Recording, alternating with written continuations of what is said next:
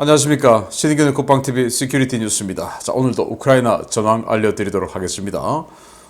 요즘 계속 이 러시아가 왜 이렇게 정말 황당하게 무너지고 있고 어마어마한 사상자를 내고 있느냐라는 것들을 알려드리고 있는데, 오늘 또 다른 그런 충격적인 내용들이 또 터져 나왔습니다. 어떤 내용인지 한번 보겠고요.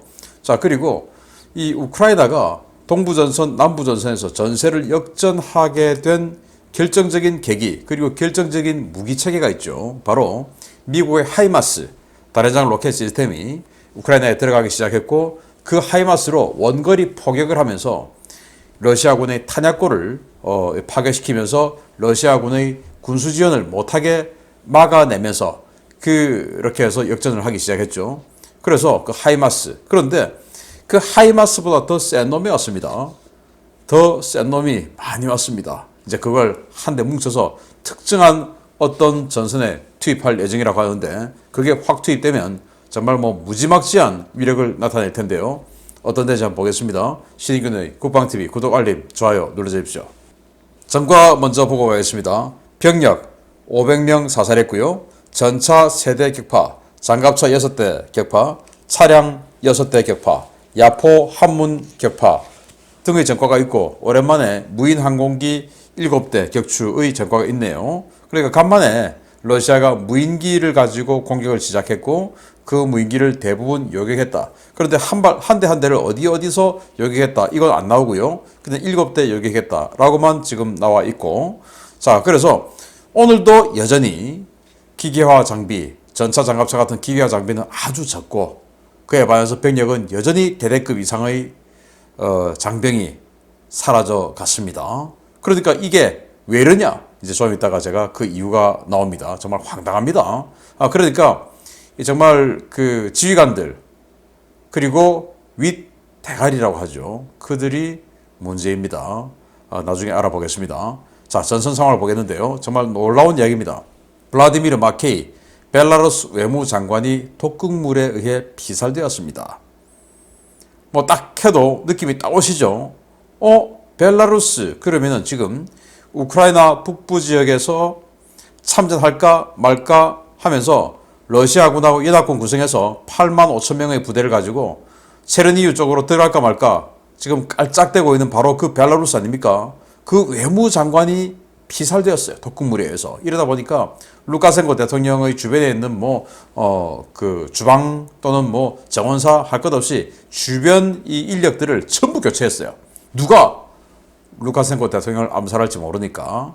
자, 그러니까 이걸 가지고 친러주의자들은 이거 미국 CIA가 지금 만들어낸 거야 라고 비난을 하고 있고요. 그 반면에 벨라루스 야권에서는 러시아가 루카센코 대통령을 제거하고 군 장악을 시도하고 있다라는 거예요. 왜냐, 지금 이 루카센코가 러시아가 참전하라 라고 하는데, 루카센코는 참전하면 바로 그냥 쿠데타 일어날 것 같죠. 그래서 머뭇머뭇하고 있으니까 러시아 입장에서는 루카센코를 제거하고 그냥 허수아비 앉히고 참전시키기 위한 이 준비 작업 아니냐라고 벨라루스 야권에서 지금 러시아를 비난하고 있는데, 그런 차원에서 이 외무장관도 러시아가 죽인 거다, 이렇게 지금 양측이 서로 간에 공방을 하고 있다고 합니다. 누가 진실일까요? 나중에 밝혀지겠죠. 자, 나토 사무총장이 우크라이나에 팩3 패트리어트 미사일을 지원하기를 논의 중이다 라고 하는데, 나토 국가니까 이게 미국인지 독일인지 알 수 없습니다. 그래서 독일이 지금 자기네들 팩3를 우크라이나에 줘라 라는 폴란드의 요구를, 우린 싫다, 우리는 폴란드 니네들 지원할 거야 이러고 있는데, 과연 폴란드에게 지원하려고 했던 독일 팩3가 우크라이나로 갈지, 아니면 제가 어제 시큐리티 뉴스에서 알려드렸던 대로 미국이 직접 들어가든지 어떤 일인지는 지켜봐야 되겠죠. 자, 그러니까 우크라이나 공군은 팩3 주면 우리는 몇 주 만에 운용 가능하다, 받지 않느냐, 우리는 금방 배운다, 우리 고급 인력이야. 그래서 자꾸 그렇게 논란하지 마라, 그냥 줘라, 그냥 우리 믿고 라고 이야기하고 있고요. 우크라이나가 장거리 포병으로 멜리토폴의 러시아군 시설을 맹포격했다. 그러니까 자포리자 남부 지역의 제일 큰 도시 멜리토폴에 러시아군 시설 많이 있겠죠? 그걸 맹포격했다라고 하면서 이것뿐만 아니고 동쪽의 벨고로드, 러시아 본토죠. 여기에도 우크라이나군의 포탄이 많이 날아들어왔다라고 이야기합니다. 자, 우크라이나가 서부 모처에서 152mm 탄약 포탄을 대량 생산을 시작했다. 지금 서방에서 준 155mm 신형 포탄들이 또 신형 포들이 많이 있죠. 미국의 M777 그리고 독일의 PZH-2000 또 폴란드의 크랩 뭐 이런 155mm 야포들 많이 있는데 이게 탄이 들어오는 게 들쑥날쑥 들어오고 또 포신이 지금 이제 거의 마모되어서 제대로 후속 군수진이 안 되고 이제 이런 난관에 봉착하니까 그들이 많이 가지고 있는 152mm 야포 그리고 그 152mm 야포를 사용할 수 있는 포탄 이제 이거죠. 그래서 그 152mm 포탄을 대량 생산을 시작했다. 뭐 현명한 것 같습니다. 자꾸 손 벌리는 것보다. 그리고 블룸버그는 미국이 바그너 그룹을 테러 조직으로 지정하는 걸 검토 중이다. 이거 진작 했어야 되죠. 그래서 지금 검토만 하지 말고 빨리 바그너 그룹 이런 자들은 테러 조직으로 지정해야 된다라고 저는 봅니다. 그리고 러시아가 교도소 재소자들 그리고 포로들 우크라이나군 포로들 이런 사람들을 전차와 장갑차 공장의 노역에 동원하고 있다라고 나오고 있고요. 우크라이나 전역에 기온이 급강하고 있답니다. 이건 뭐 우크라이나뿐만 아니고 동유럽 전체가 완전히 기온이 급강하고 있는데 밤은 영하 10도가 다 넘고요. 그리고 낮도 영하 2, 3도씩 이렇게 되는데 이 우크라이나 서부 지역부터 완전히 강설이 시작되는데 이게 어제 저녁 구름지도입니다. 완전히 눈보라, 눈구름이 지금 서유럽, 동유럽을 전체를 지금 다 덮고 있죠. 여기가 우크라이나입니다. 그리고 여기가 루마니아입니다. 루마니아도 하얗죠. 그리고 여기가 벨라루스입니다. 벨라루스도 하얗죠. 또 여기가 폴란드입니다.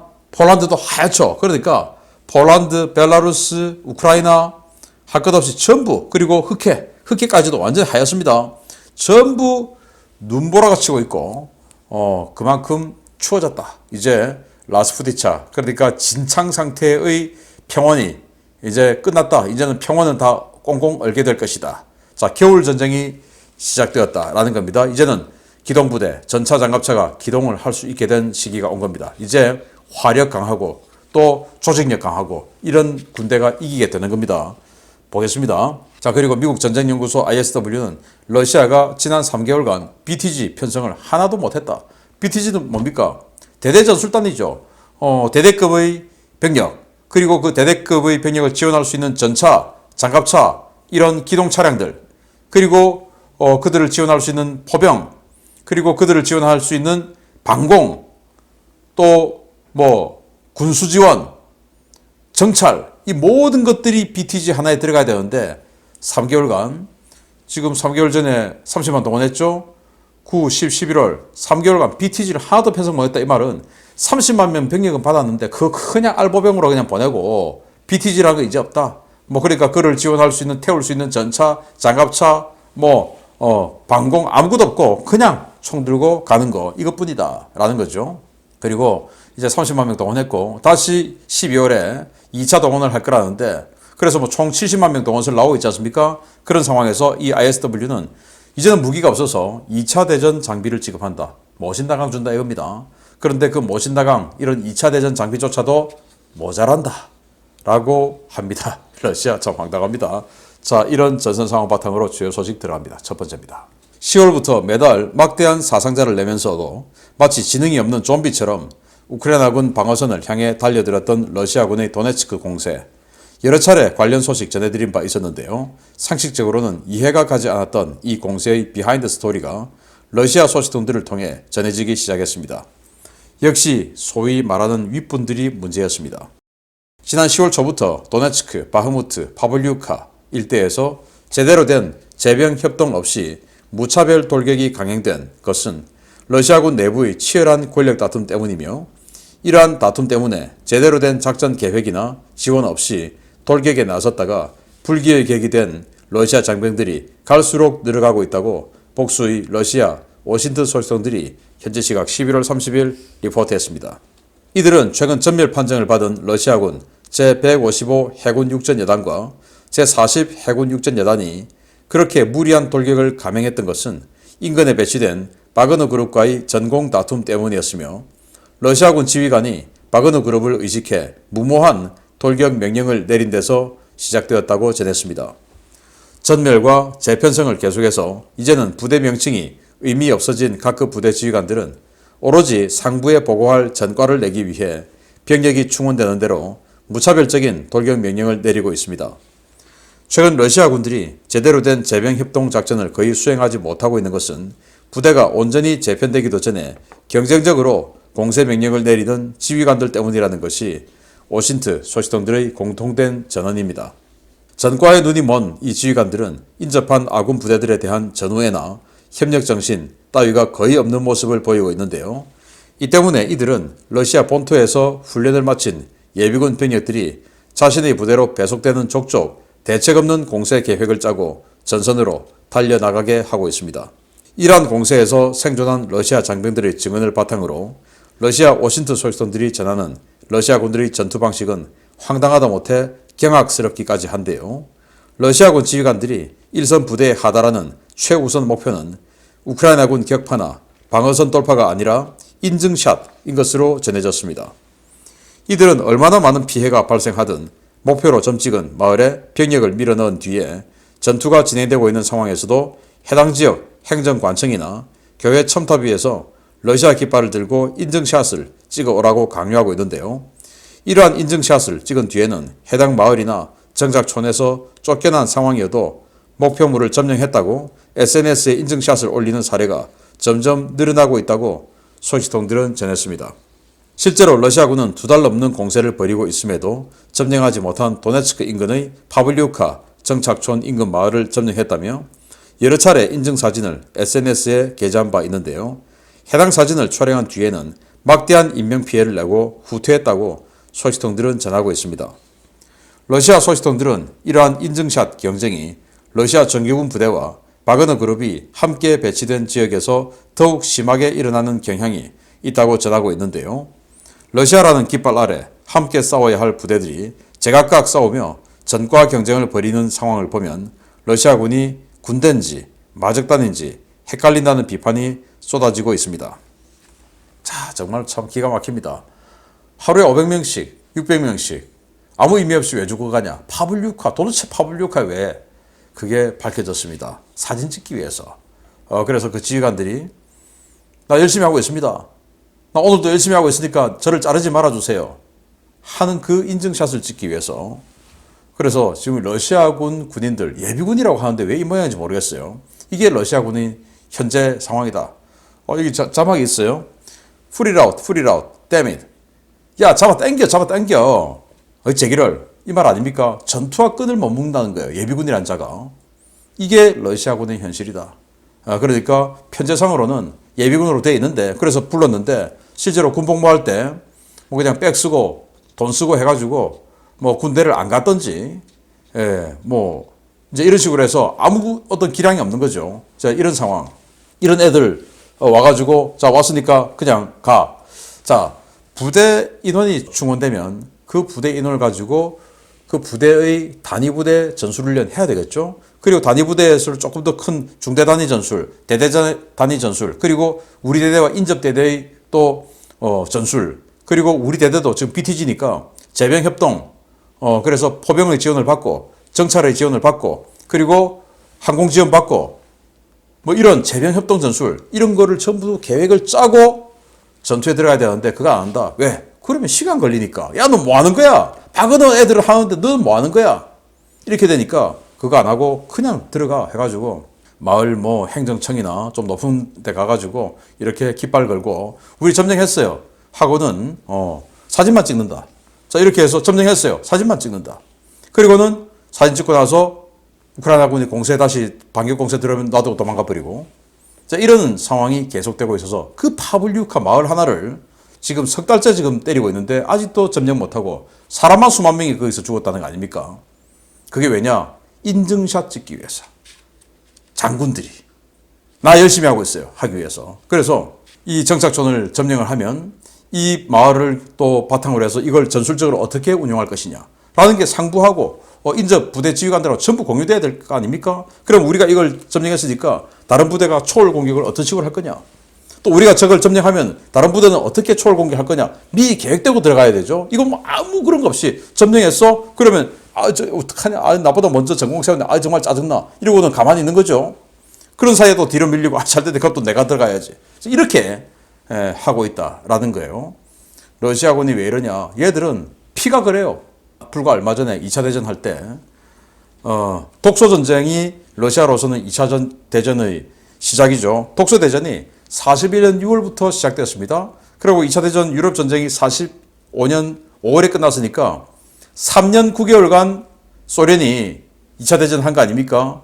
그 3년 9개월간의 전쟁 중에 비전투원, 그러니까 시민, 학살 이런 거 다 빼고 병사 이런 거 다 빼고 전투원만, 군적에 올라있는 전투원만 최저 860만 명에서 이 866만 명에서 최대 1140만 명이 죽었습니다.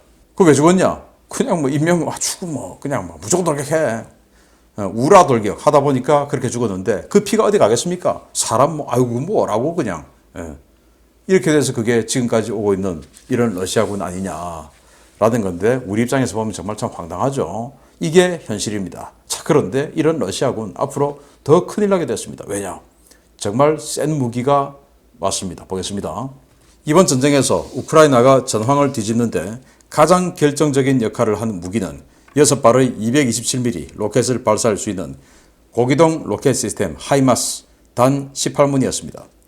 우크라이나가 이 하이마스보다 더 강력한 MLRS를 최근 다수 인수했으며 이들을 이용한 전선 돌파를 예고하고 있어 우크라이나군이 어느 전선에서 공세를 감행할지 주목됩니다. 11월 마지막 주부터 우크라이나 전역의 기온이 영하 5도에서 영하 10도 안팎으로 급강하하면서 지면이 굳고 있는 가운데 대공세를 예고하고 있는 우크라이나가 최근 서방 각국으로부터 기증받은 M270 MLRS 전력화 사실을 공식 확인했습니다. 올렉시 레즈니코프 우크라이나 국방장관은 현지 시각 11월 29일 현지 매체들과의 인터뷰에서 프랑스가 제공한 LRU 로켓 시스템을 인수했으며 현재 이 장비의 최전선 투입이 준비 중이다 라고 밝혔습니다. LRU는 미국산 M270 MLRS의 프랑스군 제식명인데요. 지난 10월까지 영국에서 6문의 MLRS를 인도받아 운용하던 우크라이나군은 이번 프랑스의 기증과 독일, 이탈리아의 연이은 기증으로 지난 여름 전황을 뒤집는데 결정적인 기여를 했던 하이마스와 비슷한 수인 16문의 MLRS를 보유하게 되었습니다. 우크라이나군이 보유한 MLRS는 영국이 기증한 M270B1 모델 6문, 독일이 기증한 마우스2 모델 5문, 프랑스가 기증한 LRU 3문, 이탈리아가 기증한 M270A1 2문 등 총 16문인데요. 이미 전선에서 운용되고 있는 6문의 영국 기증분 MLRS와 달리 신규 전력화 10문은 모종의 전선에서 실시될 공세에 집중적으로 투입될 예정으로 알려졌습니다. 우크라이나 총참모부 역시 프랑스 LRU 인수 지점에 맞추어 최근 작전 운용을 시작한 독일 기증분 마우스2 시스템의 작전 수행 영상을 공개했는데요.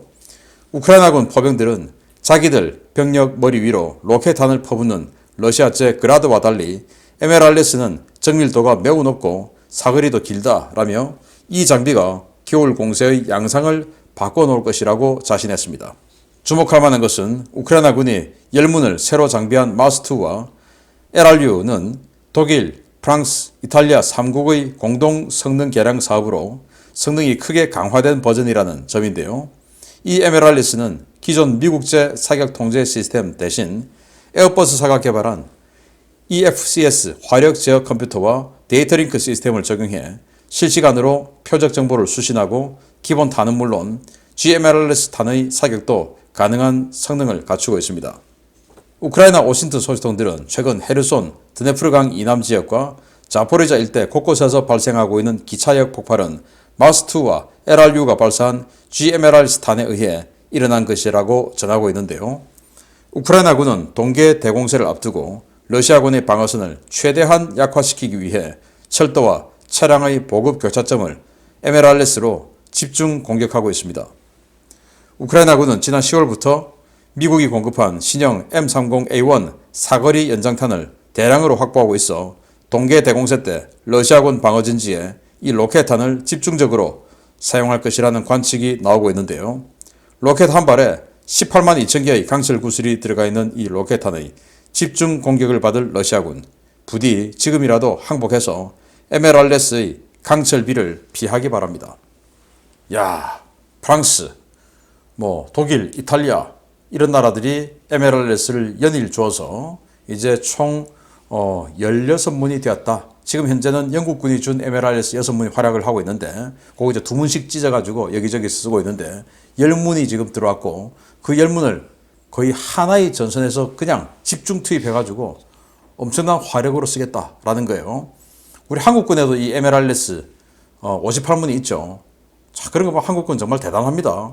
그런데 제가 이게 사실이 아니길 바라는데 지금 제가 방금 원고에서 이 에메랄레스들은 전부 개량을 했다라고 했지 않습니까? 한국은 에메랄레스는 개량을 한 번도 안 했어요.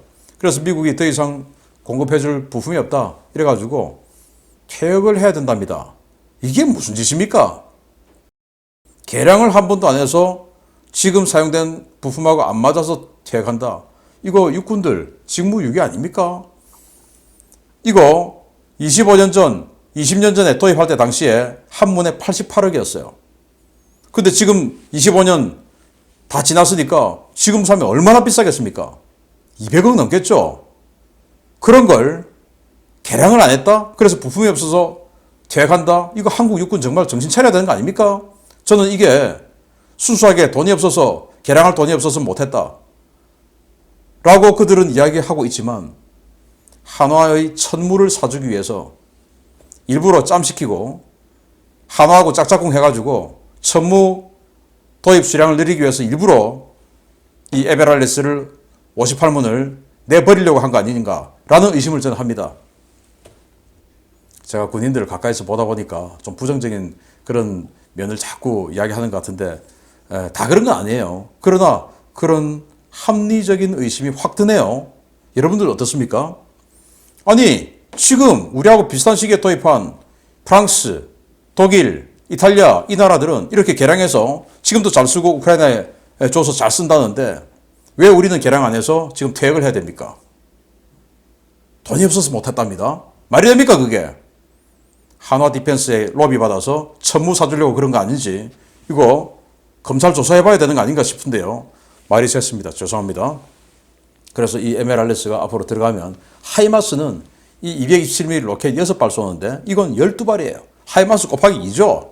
그래서 16문이 들어가면 하이마스 32문이 쏘는 화력하고 같은 겁니다. 엄청난 거예요. 자, 그래서 이게 프랑스가 준 에메랄레스가 우크라이나에 도착하고 있는 사진이고요. 잘 도착하고 있네요. 그리고 여기에 자탄이 들어가 있는데 이 쇠구슬이 요 큰 쇠구슬 요게 18만 2천 개가 들어가 있답니다. 그러니까 이 쇠구슬이 확 떨어지면 그냥 맞으면 가는 거죠. 그러니까 러시아군 그냥 이렇게 아까운 장병들 그들은 아깝게도 생각 안 합니다만은 어쨌든 아까운 젊은이들 이렇게 자꾸 죽게 만들지 말고 항복하기 바랍니다.